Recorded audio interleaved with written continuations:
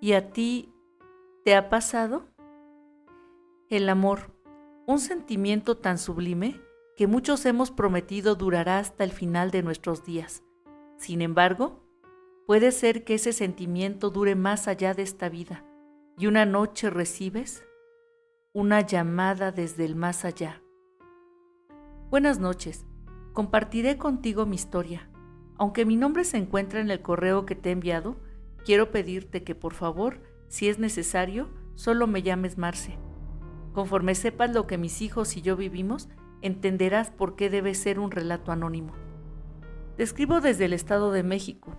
Soy madre de 2 muchachos que actualmente tienen 20 y 22 años de edad. Yo tengo 38 años.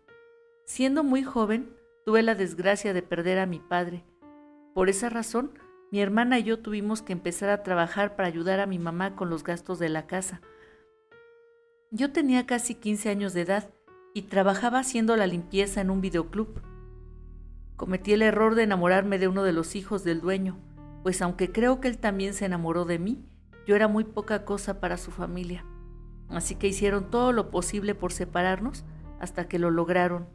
Yo estaba embarazada y fue así como tuve a mi primer hijo. Mi mamá me regañó y me despreció por el error que yo había cometido. Todos los días nos maltrataba cuanto podía a mi bebé y a mí. Quizás fue por eso que sin estar enamorada accedí a casarme con el hermano de la casera, quien era 10 años mayor que yo, pero quien aseguraba amarme y prometía que habría de respetarnos y darnos un hogar a mi bebé y a mí. La familia de él desde un principio se opuso y nunca me quisieron, pero aún así decidí darme la oportunidad.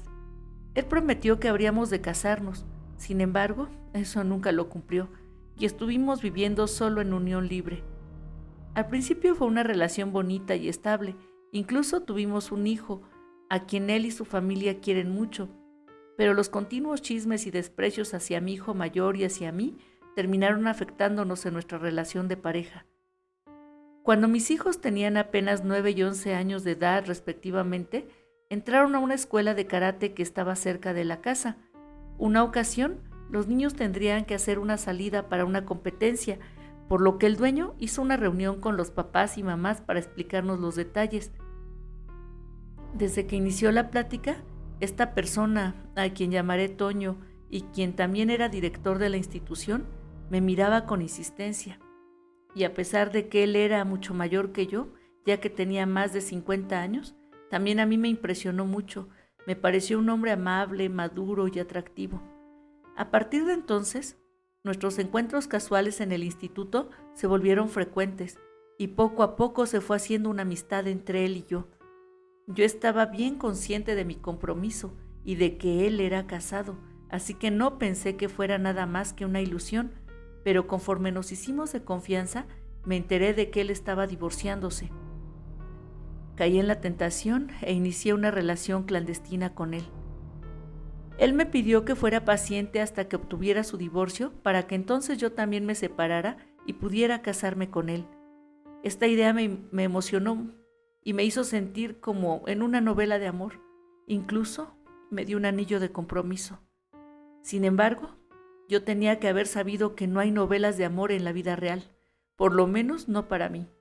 Mi pareja intuyó que algo estaba pasando, pero como yo había dejado de importarle, solo hacía comentarios sarcásticos burlándose de mí. Fuera de eso, no hizo nada más por averiguar o hacer algo en mi contra. El problema fue la esposa de él, quien repentinamente cambió de opinión y empezó a poner trabas para evitar el divorcio.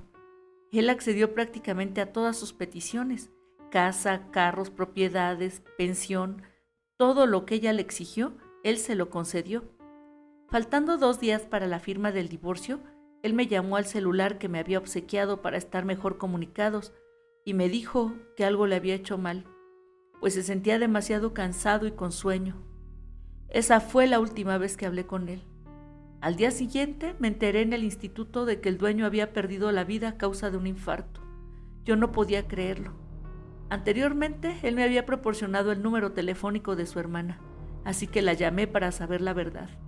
Ella me citó en su casa y me confirmó la triste noticia, además de sus sospechas en contra de la viuda, ya que se había enterado de nuestra relación y hubieron varias irregularidades tanto en el certificado como en una apresurada cremación.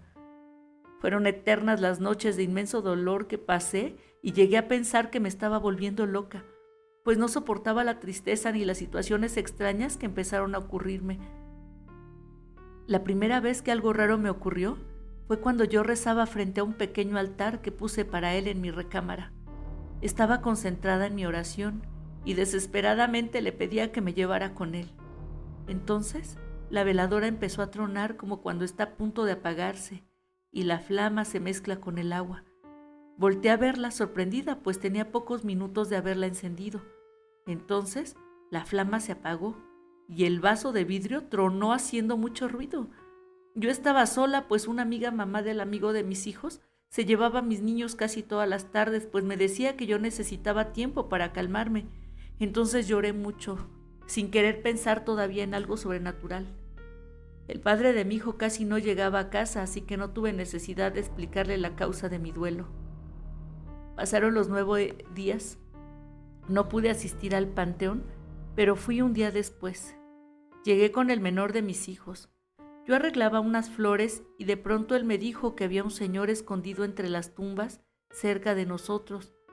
Yo volteé hacia todos lados y como no vi a nadie, continué con mi tarea. Entonces, mi hijo se puso de rodillas y cerrando sus ojos, suplicó casi a punto de llorar. Toño, por favor, no me espantes. Si estás en el cielo, mejor desde ya cuídanos, porque me está dando mucho miedo. Sus palabras me volvieron a la realidad y comprendí que ya era tarde para estar ahí y caminamos hacia la salida. Ahí le comenté al vigilante que había alguien rondando por donde estábamos, pero él nos aseguró que mi hijo y yo éramos los únicos visitantes a esa hora del día. Mi amiga y su hijo nos visitaban continuamente tratando de darme apoyo y una tarde este niño jugaba con mis hijos en mi recámara mientras que yo les preparaba la comida. Repentinamente escuché a los niños gritar y al voltear ya estaban los tres detrás de mí con el terror pintado en sus caritas. Lo que me dijeron fue que ellos jugaban en el piso. Entonces la veladora empezó a tronar. Cuando voltearon a verla, la llama parecía haberse apagado y sorpresivamente el vaso explotó. Cuando mi amiga llegó para llevarse a su hijo, me pidió que tratara de calmarme y que ya no lo invocara, pues no lo dejaba descansar en paz. Salimos a caminar un poco y nuestros pasos nos llevaron hasta la escuela. Era domingo, casi las 8 de la noche. La escuela estaba totalmente oscura y de repente se prendieron las luces de la que solía ser su oficina. De inmediato se apagaron. Eso llamó nuestra atención. Sin decir nada, todos veíamos esa ventana en la planta alta. Entonces, las luces empezaron a parpadear, prendían y apagaban rápidamente. Después, solo prendieron las de enfrente, se apagaron y las del fondo se encendieron. Aunque nosotros no lo creímos posible, tratamos de calmar a los niños diciéndole que era una falla en la electricidad y nos alejamos de ahí. Mi amiga tuvo que cruzar la calle, pues ella vivía por atrás de la escuela, y me platicó que al pasar cerca de la ventana, escucharon una voz que dijo, «Oye, tú». Voltearon rápidamente, pero no había nadie en la calle. En el altar, yo había colocado discretamente el anillo que él me dio, justamente atrás de la veladora. Una tarde contemplaba la imagen de mi devoción. Repentinamente, el anillo cayó hasta mis pies, como si alguien lo hubiera arrojado. Quedó girando en su lugar unos instantes hasta que al final se detuvo. Yo me quedé helada, pues no encontré la razón para que eso hubiera ocurrido. Entonces, con una mezcla de duda y algo de miedo, lo levanté y lo guardé junto con el teléfono en el closet, dentro de una bolsa que también él me había regalado, y ahí dejé juntos mis 3 recuerdos. Una noche, inesperadamente, el padre de mis hijos llegó a dormir a la casa. Creo que había bebido un poco, pues llegó muy amable y habló de reconciliación. Para evitar una pelea, le dije que se fuera a dormir y que al día siguiente hablaríamos. Se quedó atravesado en la cama y más tarde yo me acomodé en una orilla. Ya pasaban de las 11 y todos dormíamos, cuando de repente empezó a sonar un celular con el tono de llamadas que yo le había asignado a mi gran amor. Desperté sobresaltada y el papá de mi hijo, con voz adormilada, me dijo que sonaba un teléfono. Yo traté de controlar mi nerviosismo y le dije que sería en la casa de al lado. Con el pretexto de ir al baño, me levanté. Supuestamente fui por un suéter y saqué discretamente mi teléfono, el cual para ese entonces ya se había callado. En el baño lo revisé, pero no tenía registrada ninguna llamada. Yo estaba temblando, pues no entendía cómo se había prendido. Quise suponer que accidentalmente se habría presionado algún botón. Entonces lo apagué y le quité la pila. En un bolsillo puse el aparato y en el otro coloqué la batería. Guardé el suéter en el closet y volví a la cama. No habían pasado ni 10 minutos cuando nuevamente empezó a sonar el teléfono, otra vez el mismo tono de llamada. Esta vez mi sorpresa se combinó con un verdadero miedo. No podía ser cierto que eso ocurriera. Dentro de mi cabeza me decía: no tiene puesta la batería, no tiene puesta la batería. Mi expareja, medio dormido, me dijo que sí estaba sonando un teléfono. Yo repetí, tratando de ocultar mi miedo y mis ganas de llorar, que tal vez sería en la casa vecina. Otra vez dejó de sonar, pero él dijo que claramente pudo oírlo en el closet. Amenazó con levantarse a buscar, pero pudo más el sueño y siguió durmiendo. Yo, en cambio, ya no pude dormir en lo que quedaba de la noche. Mi hijo mayor me preguntó la mañana siguiente que quién me había hablado por teléfono, que él estaba soñando y en su sueño Toño le pedía que cuidara de mí y de su hermano, porque él ya no podía llegar con nosotros. Me dijo que Toño estaba entre una especie de neblina y no podía verlo bien. Entonces le dijo: esto duele mucho, ve con ella. Y cuando dijo mi nombre, el teléfono empezó a sonar, despertándolo y causándole un buen susto. Mi amiga insistió en que ya lo dejara ir, que él necesitaba descansar en paz. Entonces fui al panteón nuevamente, por cierto, un viernes por la mañana.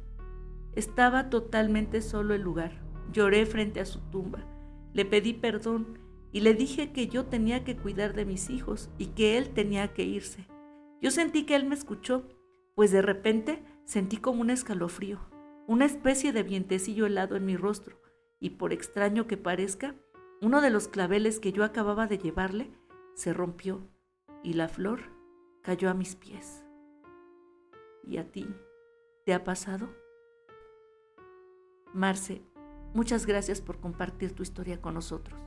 Nos alegra que actualmente estés en paz y sí nos gustaría saber de qué manera él sigue cuidando de ti.